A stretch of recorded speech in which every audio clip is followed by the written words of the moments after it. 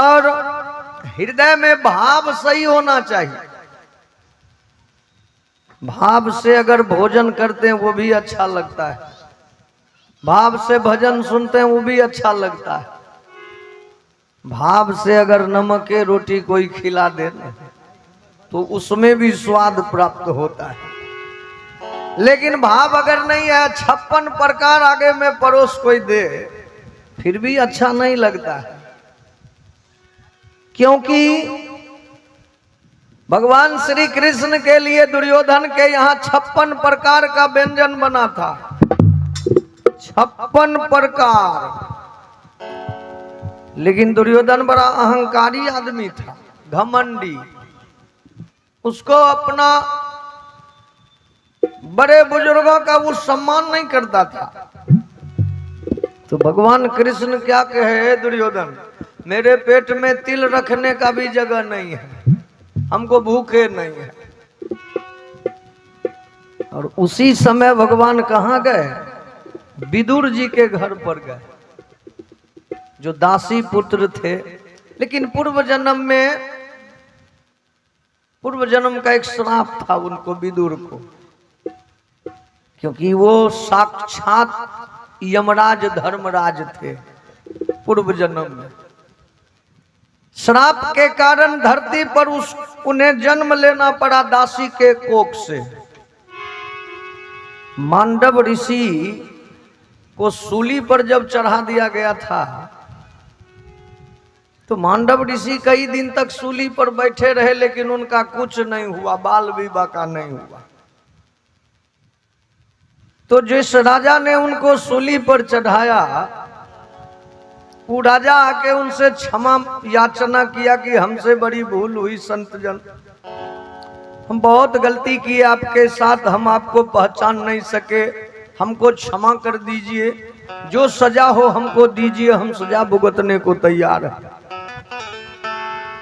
मांडव ऋषि बोले कि इसमें राजन तुम्हारा कोई दोष नहीं है, तेरे स्थान पर अगर मैं भी होता तो यही करता जो तू मेरे साथ किए हो, इसमें तेरा कोई दोष नहीं है।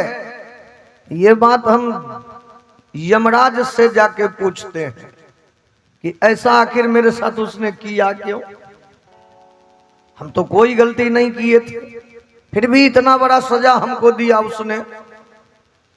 तो साक्षात यमराज के पास यमलोक चला गया, मांडव ऋषि चले गए और पूछा, यमराज किस गलती का सजा जो सूली पर हमको बैठना पड़ा। यमराज हाथ जोड़ के खड़े हो गए, संत महात्मा जन, महर्षि आप परेशान मत होइए, हम बिना गलती का किसी को भी सजा नहीं देते। इंसान का जीवन भर एक एक पल का हिसाब किताब हम करते हैं लोगों का, एक एक पल का, एक एक पल का हिसाब है मेरे पास। कहा तो बताओ क्या गलती किए थे। यमराज कहा कि आप बचपन में फतिंगे को पकड़ लेते थे और उसमें सीख करते थे फतिंगा को, उसी गलती का सजा है आपको आज ये सूली पर चढ़ना पड़ा। तो मांडव ऋषि कहा, रे वो हम गलती किए 10 बरस से पहले किए, और 10 बरस तक के गलती को गलती नहीं माना गया है शास्त्र में। ऐसा तू हमारे साथ किए तो मैं तुम्हें श्राप देता हूं कि तुम्हें धरती पर मनुष्य योनि में जन्म लेना पड़ जाएगा। उसी श्राप के चलते यमराज को दासी के कोख से जन्म लेना पड़ा जो विदुर हुए। लेकिन पूर्व जन्म का संस्कार था अपना, संस्कार गया नहीं, वही संस्कार रहा। महान विद्वान बने विदुर जी, महान प्रकांड विद्वान। और उसी विदुर जी के घर पर भगवान चले गए। दुर्योधन के यहाँ 56 प्रकार स्वीकार नहीं किए, लेकिन विदुर जी के घर पर जाके कहा, है विदुर, कहाँ है विदुर जल्दी कुछ खिलाइए नहीं तो हमारा प्राण निकल जाएगा, बहुत जोर से भूख लगी है। अब जो कुछ 6 देर पहले बोले कि तिल रखने का जगह नहीं है, कुछ ही देर बाद कह रहे हैं कि कुछ खिलाओ नहीं तो प्राण निकल जाएगा। तो संजोग देखिए भगवान का, भगवान भी लीलाधारी है। जिस समय भगवान विदुर जी के घर पर पहुंचे, उस समय विदुर जी घर में पूजा कर रहे थे, ध्यान में आंख बंद किए हुए भगवान के ध्यान में थे। उनकी जो पत्नी थी विदुरानी, वो बेचारी स्नान कर रही थी। अब भगवान आवाज जो आंगन में जाके दिए तो विदुर जी तो नहीं सुने, लेकिन विदुरानी सुन लिया। इतने भावुक हुई बेचारी, इतने भाव में आ गई कि भगवान भूखे हैं। जो वस्त्र पहन के नहा रही थी ना, वस्त्र भी नहीं बदल सकी, वो भीगे वस्त्र में दौड़ी और घर में गई। कुछ केला रखा हुआ था घर में, केला निकाल लिया और भगवान के आगे बैठ गई और बड़े प्यार से केला छील रही है। लेकिन करती क्या है, गुद्दा जमीन पर फेंक रही है और छिलका भगवान कृष्ण को बढ़ा रही है। भगवान भी ऐसे भावुक भक्त वत्सल कि छिलके खा रहे हैं, और खा ही नहीं रहे हैं भगवान, मन ही मन बड़ाई भी करते हैं कि जो स्वाद आज हमें इस व्यंजन में प्राप्त हो रहा है, आज से पहले कभी रुक्मिणी के व्यंजन में नहीं प्राप्त हो सका। बोलिए कृष्ण भगवान की जय। अब गुद्दा का ढेर लग रहा है, छिलका का कहीं पत्ते नहीं। 10 मिनट के बाद संजोग देखिए कि विदुर जी का ध्यान टूटा। बाहर जब निकले और देख लिया कि हमारी पत्नी भगवान को छिलका खिला रही है, इनका तो मथे ठनक गया। झल्ला गए विदुर जी और जाके पत्नी के हाथ से केला छीन लिए और डांट के कहा, ए पगली, कोई भी काम करने से पहले 2 मिनट होश कर लिया करो। क्या कर रही है तू? छिलका मेरे मालिक को खिला रही है, गुद्दा जमीन पर फेंक रही है। अब विदुरानी का ध्यान टूटा, बड़ी गलानी हुई बेचारी के मन में, बड़ी दुखी हो गई और दोनों आंख सजल हो गए विदुर जी की पत्नी। रोने लगी भगवान का चरण पकड़ के कि प्रभु हमें क्षमा कर दीजिए, हमसे बड़ी भूल हो गई प्रभु, हम समझ ही नहीं सकी कि आपको केला का गुद्दा खिला रही हूं कि छिलका खिला रही। अब विदुर जी क्या किया, केला छिल के छिलका जमीन पर फेंके, गुद्दा बढ़ाए भगवान। अब एक ही बार तो मुख में भगवान लिए गुद्दा, जितना भी गुद्दा मुंह में गया तुरंत उगल दिया भगवान, उगल दिए जमीन पर और आंख खोल के बोले, हे विदुर, आज आप हमारा बना बनाया स्वाद को बिगाड़ दिए विदुर, क्योंकि जो स्वाद हमें उस छिलका में प्राप्त हो रहा था वो आपके गुद्दा में नहीं प्राप्त हो सका। थोड़ी देर अगर और आप ध्यान में रह जाते तो ये बचा कुचा छिलका हमारे उदर में चला गया होता। बोलिए भक्त वत्सल भगवान की जय। तो कहने का मतलब ये है कि भगवान भोजन के भूखे नहीं है, भाव के भूखे। भाव से अगर एक तुलसी का पत्ता भी भगवान को अर्पित कर दिया जाए तो वही उनके लिए 56 भोग होता है। भाव यदि नहीं है, 56 भोग भी लगा दे कोई, उसको भगवान स्वीकार नहीं करते। विदुर जी पूर्व जन्म का जो संस्कार था, साक्षात धर्मराज यमराज, जब तक दुर्योधन के दरबार में विदुर जी रहे, दुर्योधन का बाल बाका नहीं हुआ। देखिए धर्म जिसके साथ है ना, जल्दी उसका विनाश नहीं होता है। धर्म ही जिसका साथ अगर छोड़ दे उसका विनाश नजदीक आ जाता है। भगवान श्री कृष्ण जब गए हस्तिनापुर तो राजा धृतराष्ट्र से क्या बोले कि राजन, पांचों भाई को जो आप सबों ने कहा पांचों भाई पूरा किया। 12 बरस का वनवास, 1 बरस का गुप्तवास पूरा किया राजन। अब उनका हिस्सा दे दीजिए राजन, क्योंकि वो कहीं से आया नहीं है, आपका अपना खून है, आपका अपना भतीजा है, उसका हक बनता है इस राजपाट में। लेकिन दुर्योधन आगे बढ़ के कहा कि है कृष्ण, हम सुई के नोक के बराबर नहीं देंगे उन पांडवों को कुछ। अगर उन्हें अपना हक चाहिए तो हमसे लड़ के अपना हक लें, हमसे मुकाबला करें, युद्ध करके लें, ऐसे हम देने वाले नहीं हैं। और तुझ जैसे पंचायत करने वाले को बांध के कारागार में हम जिंदगी भर रख सकते हैं। तो ये बात विदुर जी को अच्छा नहीं लगा, क्योंकि विदुर जी चटकार लोग नहीं थे। आज के जमाने में कोई भी मुखिया सरपंच कोई भी पद पर लोग रहता है तो उनके पीछे कुछ चटकार लोग रहता, खाने पीने वाला। वो अगर गलतियों करते हैं तो वो पिट्ठी ठोकता है कि नहीं नहीं मुखिया जी अपने सही बोल लीजिए।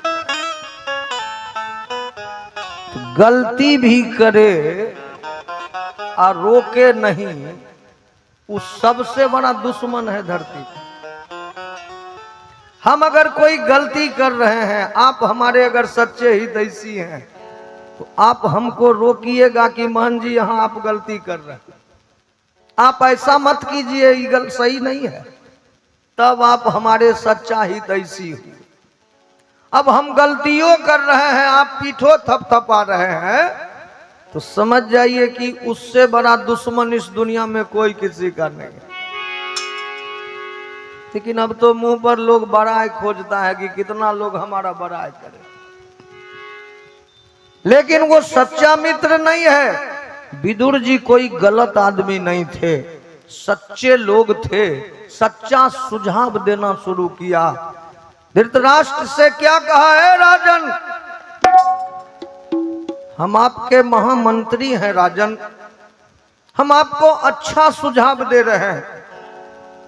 100 बेटा है आपके पास राजन, 100 पुत्र है, और 99 पुत्र का अगर आप हित चाहते हैं ना तो 1 का त्याग कर दीजिए आप, क्योंकि ये दुर्योधन आपके वंश का विनाश करवा देगा, किसी को ही नहीं छोड़ेगा। 1 दुर्योधन का त्याग अगर कर दीजिए राजन तो 99 बेटा आपका बच जाएगा, ये विनाश रुक जाएगा राजन। आप मेरा कहना मानिए, त्याग दीजिए इस दुर्योधन को, निकाल दीजिए इस दरबार से, क्योंकि 1 अंग अगर इंसान का कटवा देने से पूरे शरीर का अगर रक्षा हो जाए तो 1 अंग लोग कटवा लेता है। कभी कभी शरीर में ऐसा ऐसा रोग धर लेता है कि कभी इंसान को पांव कटवाना पड़ जाता है, कभी हाथ कटवाना पड़ जाता है। क्यों? 1 अंग कटने से अगर पूरा शरीर बच रहा है तो ज्ञानी लोग 1 अंग को नहीं देखते, पूरा शरीर को देखते। लेकिन धृतराष्ट्र जैसे पुत्र लोभी आदमी, आंख से तो अंधा थे ही लेकिन ज्ञान से भी अंधा बन गए। धृतराष्ट्र कुछ नहीं बोला विदुर जी के कहने पर, चुपचाप सुनते रहा। तो दुर्योधन को मौका मिल गया। दुर्योधन सोचा कि जब हमारे पिता नहीं बोल रहे हैं तो इसका मतलब है कि मेरे पिता मेरे पक्ष में है, इसीलिए ये नहीं रोके हमको। और मन बढ़ गया दुर्योधन। विदुर जी को जाके कहा है दासी पुत्र, मेरा नमक खा के मेरे पिता को मेरे विरोध में भड़काता है। चल निकल जा मेरे दरबार से, तेरे लिए कोई स्थान नहीं है इस दरबार में। धक्का देके विदुर जी को बाहर कर दिया दुर्योधन। तो जिसी समय दुर्योधन बाहर किया विदुर जी को, आयुहीन हो गया दुर्योधन, आयुहीन हो गया। उसी समय से दुर्योधन का विनाश शुरू हुआ। और यही रामायण में भी हुआ था। जब तक विभीषण लंका में थे, श्री राम रावण का कुछ नहीं बिगाड़ सके, लेकिन विभीषण को भी रावण लात मार के लंका से बाहर किया। उसी समय से रावण का विनाश शुरू हो गया। तो धर्म के साथ जो रहता है, धर्म को जो पकड़ के रहता है, उनका विनाश जल्दी नहीं होता है। लेकिन धर्म का ही जो त्याग कर दे, उसका विनाश निकट हो जाता है। पुराने जमाने में जाता चलता था, माँ बहन लोग आटा पीसती थी, गेहूं मकई सब चीज जत्ता पर नहीं पीसे रही है। तो दोनों पाट के बीच में वो कील रहते रहे न चलबे खातिर। तो जे दाना वो कील के नजदीक चल जाए ना, वो दाना नहीं पीसा है। तो ऊपर का पाट के उठा देथनी, अब फिर वो दाना के बीच मानथिन, तब फिर पीसथिन तो पीसा जाए। तो धरती आकाश दोनों पाट छिकै, आ धर्म छियै कील। जे कील के थाम के रहते ओकर जल्दी उ नहीं पीसते, आ जे किल्ली से अलग होते उ पीसा जेते। तो किल्ली भले धर्म, धर्म के जे सहारा लेते वो तो जल्दी पीसते नहीं।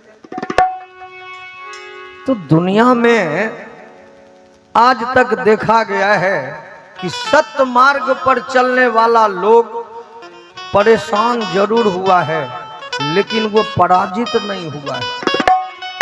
गाने वालों ने गाया कि जोड़ लगा ले अरे जमाना, अरे कितना जोर लगाएगा। इस जग में भगवान का झंडा कभी न झुकने पाए। इस जग में भगवान का झंडा कभी न झुकने पाएगा। इस जग में भगवान का झंडा कभी न झुकने पाएगा। इस जग में भगवान का झंडा कभी न झुकने पाएगा। जोड़ लगा ले अरे जमाना, जोड़ लगा ले अरे जमाना, कितना जोड़ लगाएगा। इस जग में भगवान का झंडा कभी न झुकने पाए। इस जग में भगवान का झंडा कभी न झुकने पाए। इस जग में भगवान का झंडा कभी न झुकने पाए। प्रभु का निंदा करने वाला, प्रभु का निंदा करने वाला धरती में धस जाएगा। इस जग में भगवान का झंडा कभी न झुकने पाए। जग में भगवान का झंडा कभी न झुकने पाएगा। जग में भगवान का झंडा कभी न झुकने पाएगा।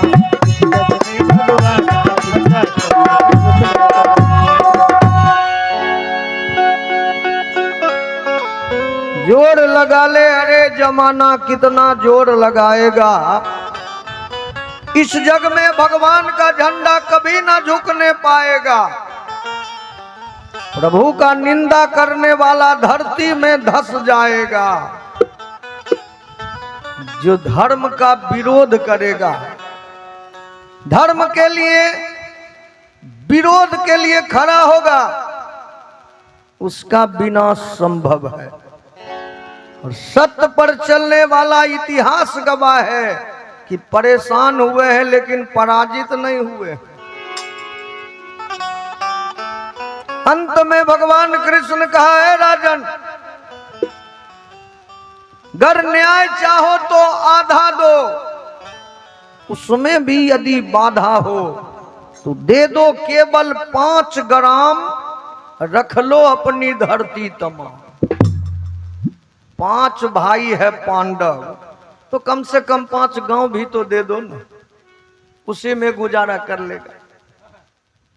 लेकिन ये भी दुर्योधन दे ना सका, आशीष समाज का ले ना सका। समाज अगर कुछ कह रहा है किसी को तो इंसान को उस पर विचार करना चाहिए। गांव के अगर 10 लोग कुछ कह रहे हैं तो उस पर सोचना चाहिए,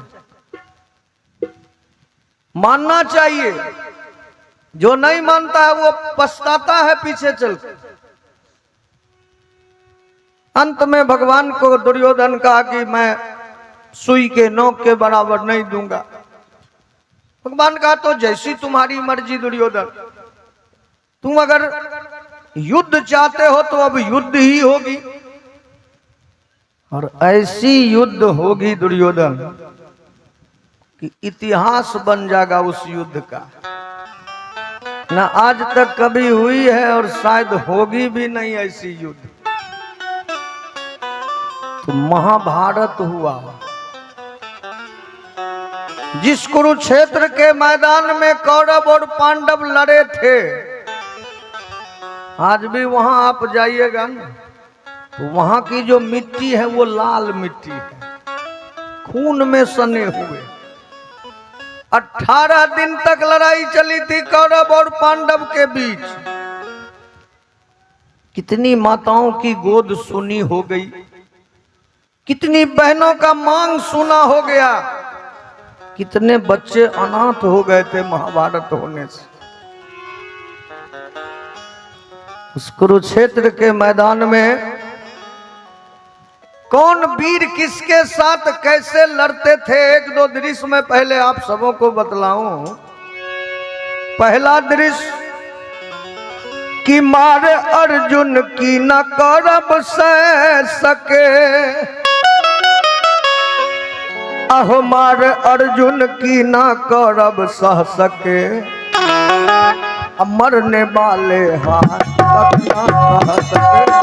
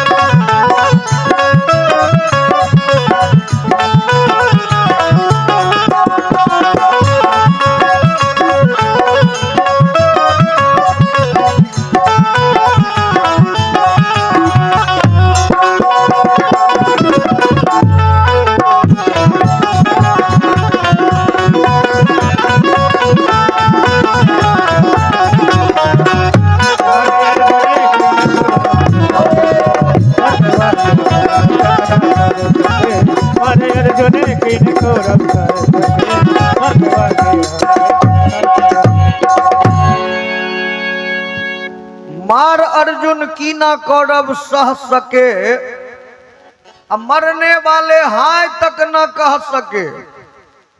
जिसे भी अर्जुन का बाण जाके लग जाता था वो आदमी पानी मांगने के लायक भी नहीं बचते थे लड़ाई के मैदान में। लेकिन लड़ किससे रहे थे अर्जुन? अपने गुरु जी से। एक तरफ अर्जुन और दूसरे तरफ अर्जुन के गुरु जी कौन? द्रोणाचार्य, जो बचपन से ही अर्जुन को धनुर्विद्या सिखलाए थे। लेकिन द्रोणाचार्य सही आदमी नहीं थे। अब आप कहेंगे क्यों? तो वो थे स्वार्थी आदमी, बहुत बड़े स्वार्थी। अब कहेंगे कि आप ऐसे लोग को कैसे स्वार्थी बोल रहे हैं, तो मैं आपको इसका उदाहरण देता हूं। एकलव्य को के बारे में आप लोग पढ़े होंगे बचपन में। एकलव्य जब द्रोणाचार्य के पास गए कि गुरुदेव हमको भी कुछ सिखाइए, हम भी आपसे कुछ ज्ञान लेना चाहते हैं, तो द्रोणाचार्य क्या बोले कि हम शूद्र को शिक्षा नहीं देते हैं। यही बोले थे, हम केवल क्षत्रिय और ब्राह्मण को ही शिक्षा देते हैं। अब किसी स्कूल का मास्टर अगर ई कहे कि हम फलना जाति को नहीं पढ़ाएंगे, तो बताइए ये सही होगा कि गलत होगा? शिक्षक के लिए सब विद्यार्थी एक समान होना चाहिए, उनके अंदर जाति पाति का भेद नहीं होना चाहिए। गुरु के अंदर जाति पाति शोभा नहीं देता। किसी डॉक्टर के यहाँ अगर कोई मरीज इलाज कराने जाए और डॉक्टर अगर जाति देख के इलाज करे, तो बताइए वो क्या इलाज करेगा मरीज का? डॉक्टर को तो भगवान मानते हैं लोग, वहां अगर जाति पाति हो जाए तो वो भी गड़बड़। लेकिन द्रोणाचार्य जी यही किया, नई शिक्षा दिया एकलव्य को। लेकिन वही एकलव्य जब अर्जुन से भी आगे निकल गया धनुर्विद्या में, तो द्रोणाचार्य को पता चल गया कि एकलव्य अर्जुन से भी आगे निकल गया। अब हमारा मान सम्मान घट जाएगा राज दरबार में। तो चले गए कहाँ? एकलव्य के पास, और जाके कहा कि हमको गुरु दक्षिणा लाओ, हम गुरु दक्षिणा लेंगे तुमसे। अब जिसको लोग पढ़ाए नहीं, जिसको शिक्षा नहीं दिए, उससे दक्षिणा मांगने का क्या अधिकार है? कहा कि हमको गुरु दक्षिणा दो। लेकिन एकलव्य जैसा बालक चरण पकड़ लिया द्रोणाचार्य का, कहा गुरु महाराज हम गरीब आदमी हैं, हमारे पास ये शरीर छोड़ के और कुछ भी नहीं है, तो हम अपना शरीर आपको सुपुर्द किए, आप जो चाहें दक्षिणा ले लीजिए, हम अपना शरीर आपको दे रहे हैं। तो शिष्य अगर गुरु पर समर्पित हो जाए तो शिष्य का यह धर्म नहीं है कि शिष्य का वो शोषण करे। लेकिन द्रोणाचार्य यही किया, एकलव्य का अंगूठा मांग लिया था कि दाहिने हाथ का अंगूठा हमको चाहिए गुरु दक्षिणा में। और एकलव्य जैसा बालक काट के दे भी दिया। इतिहास बना हुआ है, ये कोई अप्रमाणित बात मैं नहीं कर रहा हूं, ये प्रमाणित बात बता रहा हूं। प्रमाण है इस बात का, एकलव्य का अंगूठा कटवा लिया था द्रोणाचार्य। किसके लिए? अर्जुन के लिए। क्योंकि संसार का सर्वश्रेष्ठ धनुधर अर्जुन को बनाना चाह रहे थे द्रोणाचार्य। लेकिन वही अर्जुन आज उसी गुरु पर बाण तान के खड़े हैं। एक तरफ गुरु जी या दूसरे तरफ चेला जी। लेकिन चेला के आगे गुरुए जी का पलड़ा हल्का हो जाता था। अर्जुन के बाण के आगे द्रोणाचार्य पीछे हट जाते थे। तो कुछ लोग कहेंगे कि ऐसा आप गलत बोल रहे हैं, लेकिन ये गलत नहीं है। कोई कितना ही बड़ा गुरु हो दुनिया में, कितना ही बड़ा धनवान आदमी हो, जो गलत आदमी का साथ देने जाता है ना, उसका आज तक ना भला कभी हुआ है और ना होगा भी। गलत का साथ देने वाले के साथ गलत हुआ है और होगा भी। आप अगर सही लोग हैं और गलत आदमी के साथ आप जाइए तो आप भी गलत हो जाइए। जैसी संगत वैसी रंगत। जिसके साथ बैठिएगा वही ना सीखिएगा। कुबुद्धि वाला लोग के पास बैठिएगा, सद्बुद्धि कभी बताएगा वो? क्योंकि उसके पास सद्बुद्धि है ही नहीं है। तो गुरु जी कहाँ थे? गलत के साथ में। दुर्योधन के पार्टी में थे गुरु जी, जो अधर्म के लिए लड़ रहा है। अब पांडव अपने धर्म के लिए लड़ रहा है, इसीलिए गुरु जी का पलड़ा हल्का हो जाता था। बोलिए वृंदावन बिहारी लाल की जय।